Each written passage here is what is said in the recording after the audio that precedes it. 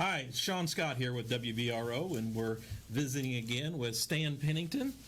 How are you doing today? I'm as well as can be expected. Wonderful. But we do need to let everybody know about the fly. So just in case there is a fly that has been, so you might want to stick around and watch this, because I do have something to smack it. If it happens to land on Stan, we've already agreed he's not going to file charges. Yes, I have given him permission to decommission the fly. So anyway, Stan Pennington here, Democrat candidate for judge here in Crawford County, and we have an election actually coming up here in less than 2 weeks. Indeed, yes, a week from Tuesday. We want to start back again, and for those people who missed out, Stan, who are you and where are you at? Well, I'm Stan Pennington. I'm going to give the shorter version than I did for the interview that we had in the spring. I actually had some people tell me it was too long, and I said, "Well, you tell them what, you're old." Yeah. But the other piece of that is I'd said that Sean put a quarter in me and I was off to the races, but. Cheryl and I, my wife Cheryl Hillenberg and I have lived in Crawford now 30 years. We've been married 30 years, so all of our married life we've been here.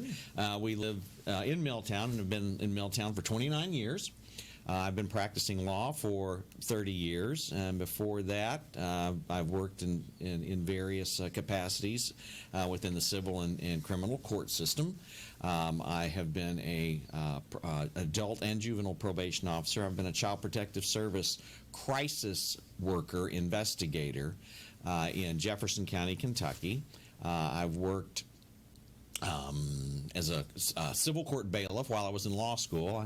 I had to work full time to go to school, put myself through night school, and then I worked for the United States Department of Agriculture and worked as a deputy prosecuting attorney down in Perry County. I was the prosecutor here in Crawford County for 2 years, engaged in criminal defense work, and for the past, I'd say about the past 15 to 20 years, I've focused primarily on the issues of the aged, what I call vintage clients, and do an enormous amount of estate work, guardianships, and primarily focusing on eligibility issues for the vintage people when it comes to long-term care, nursing homes, Medicaid, and asset protection. So in a nutshell, that's what I've been doing for the past 42 years. So safe to say you've seen the gamma from the beginning to working towards the end of yes,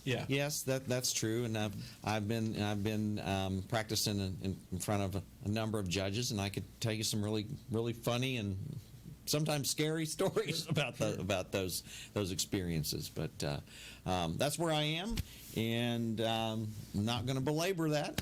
People who know me know that I've been around a while and I have an enormous amount of experience, and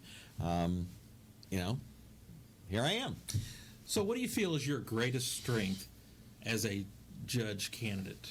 Well, I have, not to be tooting the old horn, but I have enormous experience, not just as an attorney, but as in other roles within the civil and criminal court system. I have maturity. I've been around a while. I know a thing or two. It was that tagline from one of the insurance companies. We know a thing or two because we've seen a thing or two. Well, it's the same with me, and that's what I bring to the bench. And I'm much wiser, and I'm much more learned, and now at my present age. Which is, I'm not embarrassed to say, I turned 65 yesterday. Yeah, and thank you.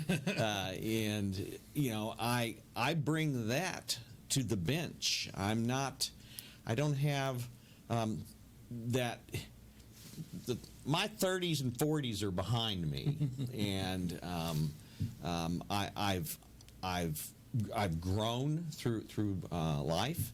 And what I bring to the bench is that experience, that maturity, that wisdom, honesty. Interesting quote that I have this hanging on the wall in my office, is that it's a Thomas Jefferson quote. It's honesty is the first chapter in the book of wisdom. And I truly believe that. And so you need to be what you see. This is me. I don't put on pretenses, and that's who I am, and that's what I bring to the bench. You know, and I guess this is kind of a complaint you're going to get anywhere. You're going to get this at the grocery store. We're in a faster paced society now, as it used to be years ago.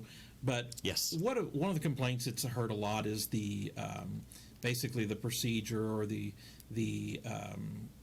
court's timeline or whatever. What are some things that you could bring, or you would, I guess you would say, propose as being effective methods of improving the court's procedures and efficiency? Well, let me sort of rephrase or recharacterize Absolutely. Some of that. Yeah. And I've been out visiting people in the community, knocking on doors. I've done that. This is my 7th campaign, so I've knocked on a lot of doors in those days, in those campaigns. And you hear a lot of the same things. What we hear today, I heard, 15, 20, 25 years that's ago. What I'm saying. It just seems to be because there oftentimes is a misperception or misunderstanding about how the system works, and because everybody has I say everyone, it seems to me that most folks have some idealized version of how the law is supposed to work, or how it's supposed to be applied. And for me, that means how the system operates. And there's always an ideal way that clearly does not work like it's portrayed on television, Sure. Or in the cinema. Although sometimes they get it fairly accurate. It's a rarity, but over my 42 years of working in the system, I found that the people who know how the system works or have a working understanding of how the system works are those people who are participating in the system. And those are folks that, particularly on the criminal side, you're either going to be a defendant or an accused, or you're going to be a victim or a member of the victim's family.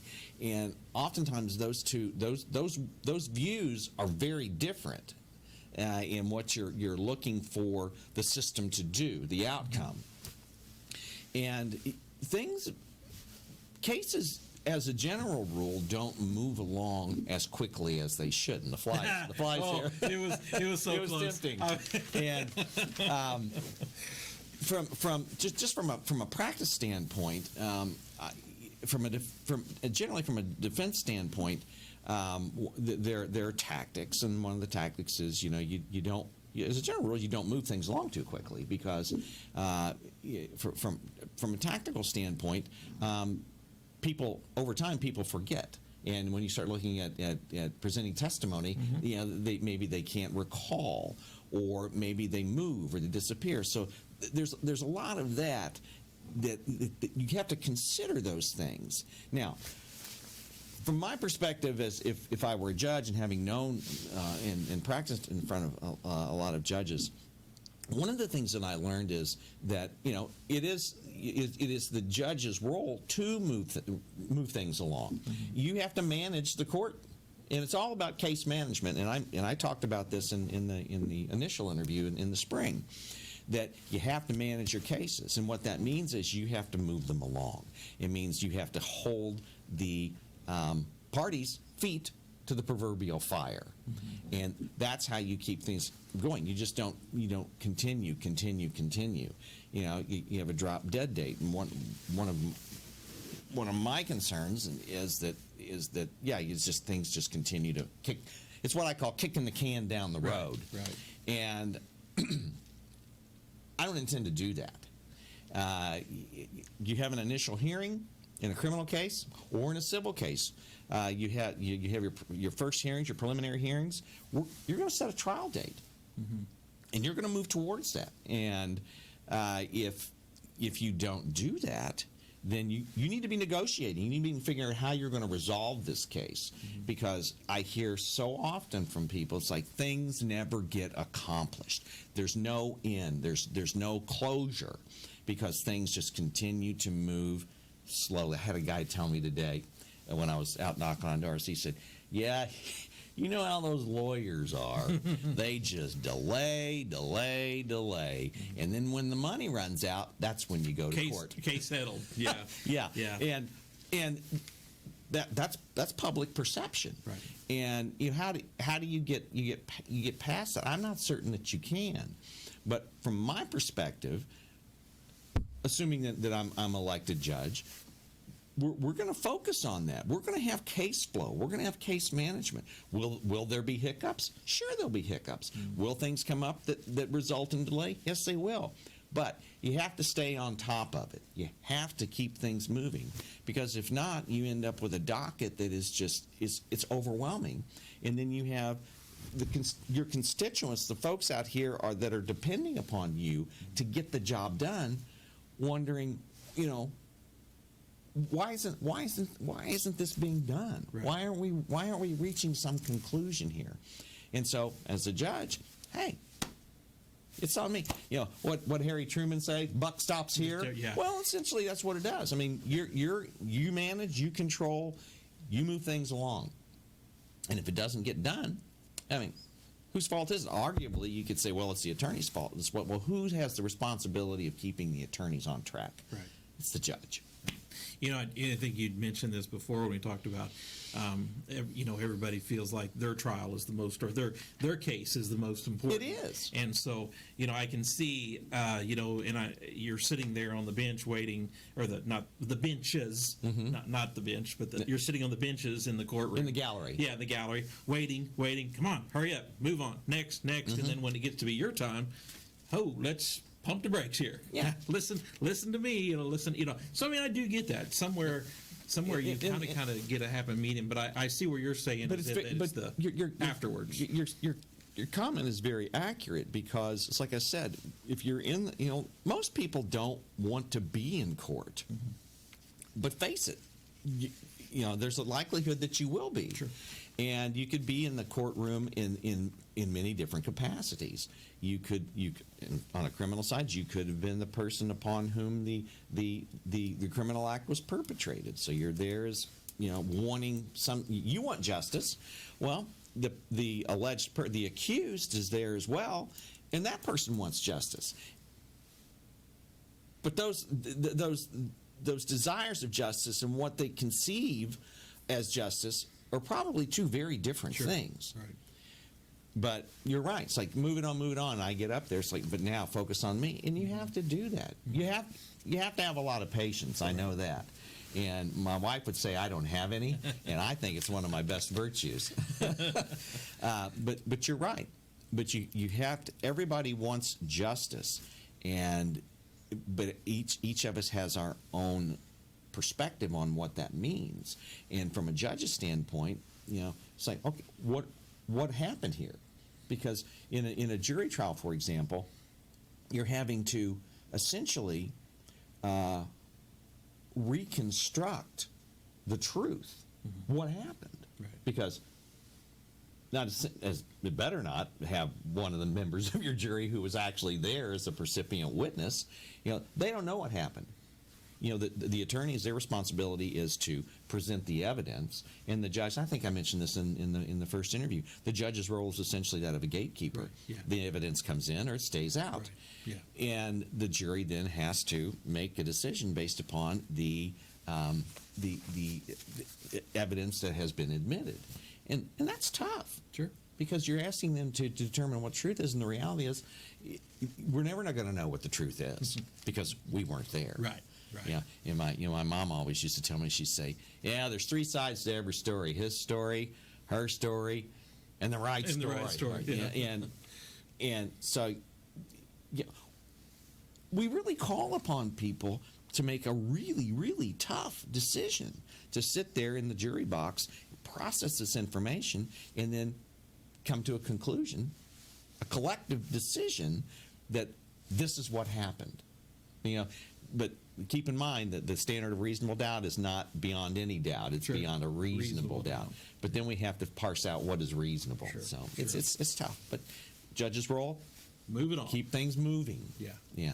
In the search or the hope of achieving that bit of justice. Yeah. Well, so you've practiced law for 30 some odd years now. So what are going to be, what's the pros and cons for you actually pursuing the judge's position rather than just continue to practice law? Well, that's a tough question. It really is, because I'm going to try not to get emotional about this, because the type of law that I practice now and have practiced for the past 15, 20 years is it's hard, because it's hard on an emotional level, because I get very close to my clients, because I'm dealing with they're dealing with a crisis. I mean, a very serious crisis. And, the phone call from me is oftentimes mom's in the nursing home, or dad's in the nursing home, or grandma's in the nursing home, or grandpa, or aunt, or uncle, or they're in the nursing home. What are we going to do? And they've had a stroke, or they have Parkinson's, and we just don't know what to do, and they're going to lose all their money, and da-da-da-da-da. And it's crisis level. And I get those phone calls, and I've told people this. It's like I'm a crisis manager, but their crisis, and any attorneys that may listen to this, they'll understand what I'm about to say, is that whenever someone comes into your office and they have a problem and they hire you, it's no longer their problem. Right. Yeah. It's your problem. Yeah. And with the folks with whom I deal on a daily basis, they are in crisis, and when they call me, they're seeking a solution. And I get close to these people, and because I go see them, I see them in the hospital, I see them in the nursing homes, I see them in the funeral homes, and they become, it's almost like family. Sure. And as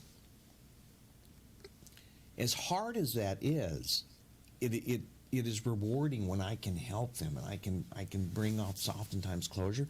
And it's really rewarding to me when I am able to say, when the question is, we're going to lose everything we have, and then I can say to them, no, you're not. Right. Yeah. You're going to be okay. We're going to get through this rough spot. You need to focus on what's right in front of you, and that is yourself, your health, and your loved one. And I said, you're going to have to help me on some things here, but we'll be okay. And I will miss that as much as I sometimes want to run screaming Sure. into the woods. Sure. I will miss that. But those experiences have made me a better man. They have built my character. And I suppose the con there is that I'm going to potentially lose that. Right. Not those people, because I still go back and see these folks, but from the standpoint of the positive side is that what this has made me is a person who has compassion. I'm a person who I have patience, because I have to have patience. And if you have a vintage family member and they're starting to experience some memory loss, you have to be patient. You can't get frustrated, because they'll get frustrated, and when they get frustrated, then it just all comes completely apart. So the compassion, the patience, I've matured. These people have taught me so much about end of life and coping mechanisms and skills, and I'll miss that. That's the downside. But the upside is that I can bring this and will bring this to the bench. And I've said this, and it's like, I'm like almost like a broken record. It seems like I have enormous experience, 42 years of working in the civil and criminal justice system. I've had to run my office, and so I know what it's like. My accountant once told me, he once said to me, he says, you have to meet payroll, so you know what has to be done. You have to make the money in order to pay your bills. Right. I get all of that about the court system, because we're part of the overall. We're part of the government. We're one branch, the judicial branch, but you don't keep the court open on Cracker Jacks. I mean, you have to have funds, and there are funds, other sources of funds, other than tax dollars. But you have to know that. You have to know how to marshal those things, and I've done a lot of that for folks. And it's kind of out like apples and oranges, but I have a sense of what's needed there, and so from the positive side, I bring enormous maturity and experience and competence to the bench. The con, you have to close practice. That's not something that you do overnight. Sure. No. And the way our system is set up, you're elected, then you have to go. You actually have to go to judges school, and so if you have a practice, which I do. And for example, this evening I was on the phone with someone whose stepfather is in the nursing home. Mom is having her own issues, but and there's one daughter, and she's trying. It's like juggling running chainsaws, and she's just a wreck. And I spent almost an hour and a half. That's why I was late to the Lady Packs fundraiser. Because I was working with this family, and now I lost my train of thought. That happens. That's terrible. And I see what you're saying is that it would be hard to closing the practice. Yeah, it's like when you start one of these a Medicaid case, it's at a minimum it's a 2-month process, and that's halfway through just to get to the application. Right, and then you've got another 2 months. I won't go into all those details, but I've got you have to position yourself when you're running your own private law office. I had an attorney years ago tell me, he said whatever you're working on now, that's what's going to meet payroll 3 or 4 months down the road. Sure. So you're always working that way. So you've got less than a month and a half to shut all that down and make certain that these people have good representation and are able to achieve the goals that you've laid out for them. And that's tough. That's hard to do. You just can't walk away. Right.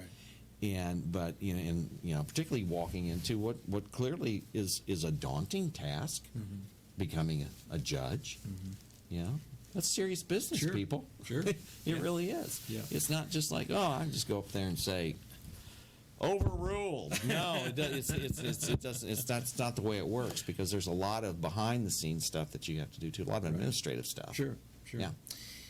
So November the 8th. I hope I answered the question. You did. Yeah, you did. November the 8th coming up soon. It is. Okay.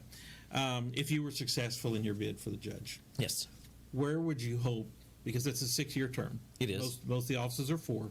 Judges is a 6-year term. Where do you hope to see the office of judge in 6 years? Well, where do I hope to see the Crawford County Circuit Court? Yes, correct. The courts. I'm sorry, not the actual position, but the court. In a much better place than it is right now. I want to see a level of competency restored. I want to see cases moving. I don't want cases to sit on the shelf and gather dust. I want people to 6 years from now say, things are working like I think they should. Not me, but the public that met a man yesterday, and this is what he said to me. He goes, I'm going to introduce myself, and almost the first words out of his mouth were, all I'm asking for is a fair shake. If I were to ever be in front of you, that's all I'm asking for is a fair shake, to be treated fairly. And I said, number one, I hope you never find yourself in the Sure. course, because most people don't want to be there. Yeah. But if so, I will do everything in my power to be the person that gives you the fair shake. And I want people to in 6 years from now, I want people to be able to look back and say, hey, we're at a point here where you can go in there and there's a sense of fairness. Sure. I was treated decently. Sure. I wasn't yelled at, or I wasn't looked down on because I don't dress a certain way, or I don't drive the right automobile. I want us to make progress, and I want things to be. I want 6 years from now, I want things to achieve a new level of efficiency. And is it possible? Yeah, it's possible. Is it probable? Yeah, I think it is probable. But it's going to require an enormous amount of work. I put out probably on Facebook and some of my ads and so forth. I work 7 days a week. I don't work. Some days it's 10 hours a day. Some days it's 8 hours a day. Some days it has been 14 hours a day. And then some days, like on Sunday, I'll work. I'll go in the office and I'll work 4 or 5 hours. And I don't think that is going to really change because right. I'm motivated that way. I hesitate to say, but I'm wired. I'm wired. You already know that there's going to be Sunday probable cause hearings. Oh, yeah. Because somebody gets arrested on a Friday, Yeah, you're always on. So you're always on. Yeah. It's like when I worked as a child protective service worker, you were always on. You had a rotating 24-hour on-call, and Right. you'd have a weekend. Right. And let me tell you, you were on call. And Yeah. that this is in the olden days when it was a beeper. Yeah.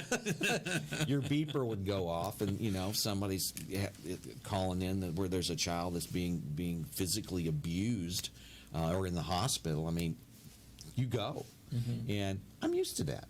Right. It's on more than one occasion. We've had some calls in our house from law enforcement, with Cheryl being prosecutor, search warrants, or there's been some horrendous happening, and phone rings. I'm awake, Right. and I carry on a reasonably coherent conversation, and I can process the information, and I'm ready. You call me, I'm going to be. So I'm used to that. Right. But you're right. You're right. It's going to happen, and you got to be ready to do that. You have to be a full-time judge. Right. You're there all the time, and there's and that's the person I am. Right. It's like I tell people, call if you need something. I got to tell this story though. Okay. I got to tell this story. I had a client early on in practice, and she was a vintage lady, and she called me and said she wanted me to come to see her. So I did, and we walked through some things, talked about some things, and I said, well, these are the documents that we need to work on, so forth and so on. And I told her, I said, now I want to tell you something. I said, if you ever need to contact me, you need to talk to me, you call me anytime. Well, about 6 months later, 3 a.m. the phone rang, and it was this client. Right. And I picked the phone. I looked at the clock and said, "Oh, it's 3 o'clock," and I pick it up because it's never a good thing when the phone rings in the middle of the Right, night. right, At least that's yeah. all what I was been told. Yeah. So I pick up the phone and I said, "Hello," and on the other end, I hear this whose name will remain. I'm not even going to change it. I'm not even going to tell it. She says to me, "Stanley," and I said, "Yes, ma'am." She goes, "You need to come see me." And I said, "Right now?" She goes, "Well, no, in the morning." And it's like, and I said her name, and I said, "You do know it's 3 a.m. And she goes, "Yeah. You said I could call you anytime I wanted to." And that was a moment. That was a learning moment for me. It was I learned something there that if you tell somebody something, Right. you better mean it. Yeah. Because people will hold you to it. Well, it same exact case. I had a vintage listener, and she enjoyed because in the evenings I played gospel music from midnight to 6 a.m. And I actually programmed a lot of stuff just for her. She had her own request hour for 6 hours, and but she was also my my alarm if something happened, the radio went down, the computer locked up, or whatever it was, and so she got to call me 2-3 o'clock in the morning, and I remember my wife. She said, "What is she calling you for?" And so finally, I had to tell her, and I'll say her name because she's deceased now, and everybody knows Charlotte. We love Charlotte. And I would say, Charlotte, please wait till the sun's up.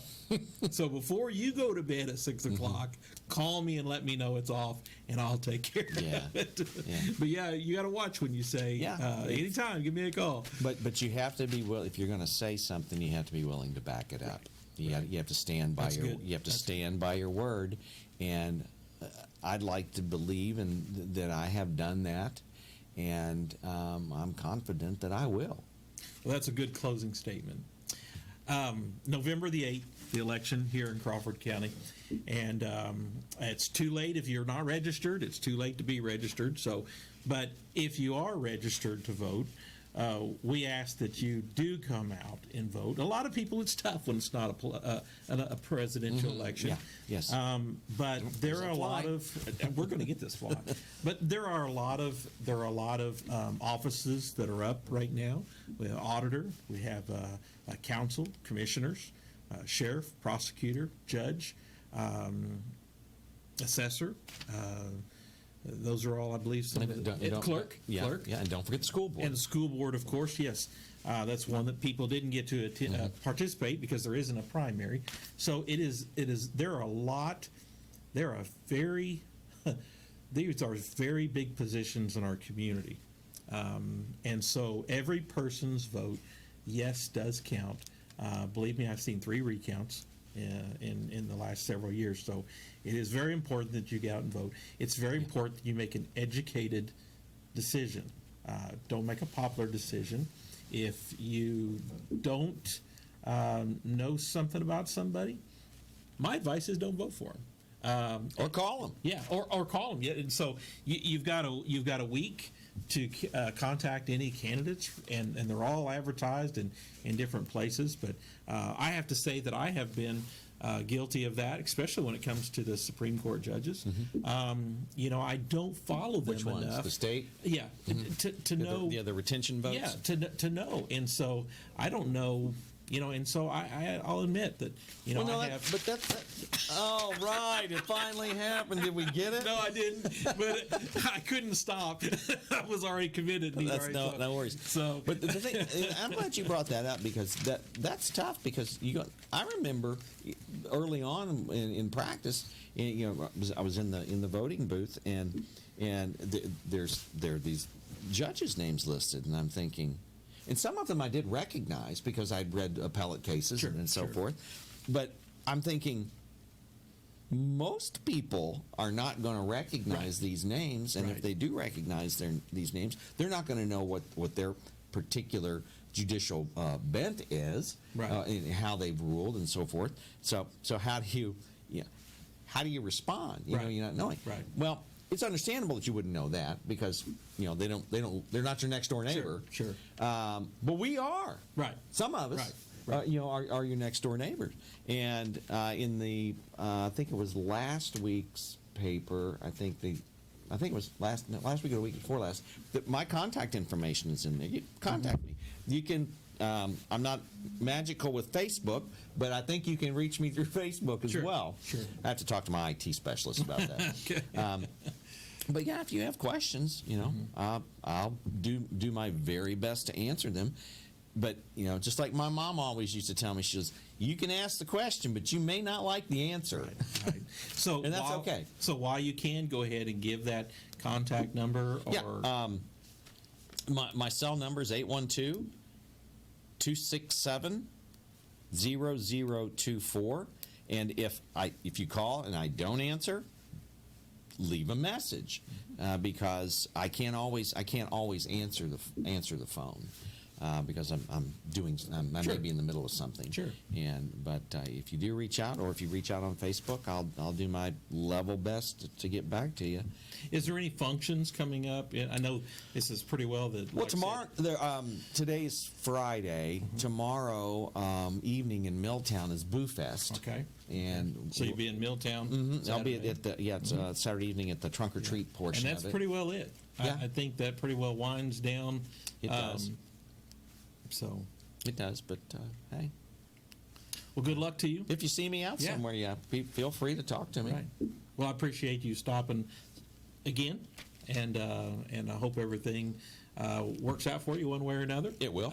Exactly, like you said, you still got a great practice if if you're not successful, Yeah. and Yes. you won't have to miss out there. So. I feel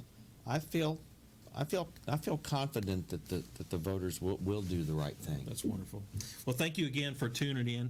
And again, if Thank you have you, any Sean, for questions, doing no this. This is problem. important. This It is really important. I really enjoy it. So, thanks again for listening. You're listening to Sean Scott here and Stan Pennington, a Democrat candidate for the judge. And I can't remember the circuit. It's just, you yeah. would do I know, that, Jimmy, wouldn't you? that was the pop quiz. I could say a number. Yeah. I have a hard time remembering. 77th is the judicial on the 74th. I don't know. I don't remember.